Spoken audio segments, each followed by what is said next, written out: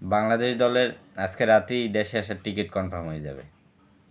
নিউজিল্যান্ডের লাগে যে রান করছে এতে নিউজিল্যান্ডের লাগে কিছু হবে না। এরা নিউজিল্যান্ড খুব সহজেই করে হালাইবে। 50 ওভার লাগবেও না নিউজিল্যান্ডের এই রান করতে। মানে আমাদের ব্যাটিং লাইন এতটা বাজে যা বলার বাহিরে। 50 ওভার তো দূরের কথা, 30 ওভারের মধ্যেই আমাদের ব্যাটার যে কয়জন থাকে 5-6 জন সব অল আউট হয়ে যায়। তারপর বাকি ওভারগুলো খেলে আমাদের বলাররা। মানে কি একটা বাজে অবস্থা। আমাদের দুই বুড়োর কথা তো বলতেই নেই। তাদের বাধ্যতামূলক অবসরে পাঠানো উচিত আমাদের দুই বুড়োকে।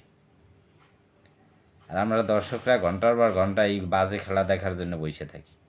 মানে কি একটা অবস্থা তাদের। এত বাজে একটা টিম থাকে। দেশে এই ডলার সংকটের মধ্যেও তাদের খেলাইতে নেওয়ারই দরকার নেই। তারা দেশে বসে আলচাষ করুক। মানে এতটা বাজে অবস্থা খেলার। বিপিএলে তো খুব ভালোই খেলে এরা। আর এখন তাদের অবস্থা, একটা ব্যাটারও ভালো মতো রান পায় না। 5-6 জন ব্যাটার থাকে, একজন ব্যাটারও ভালো মতো রান পায় না। তাদের কি বলবেন, এতটা বাজে আমাদের ব্যাটিং লাইন।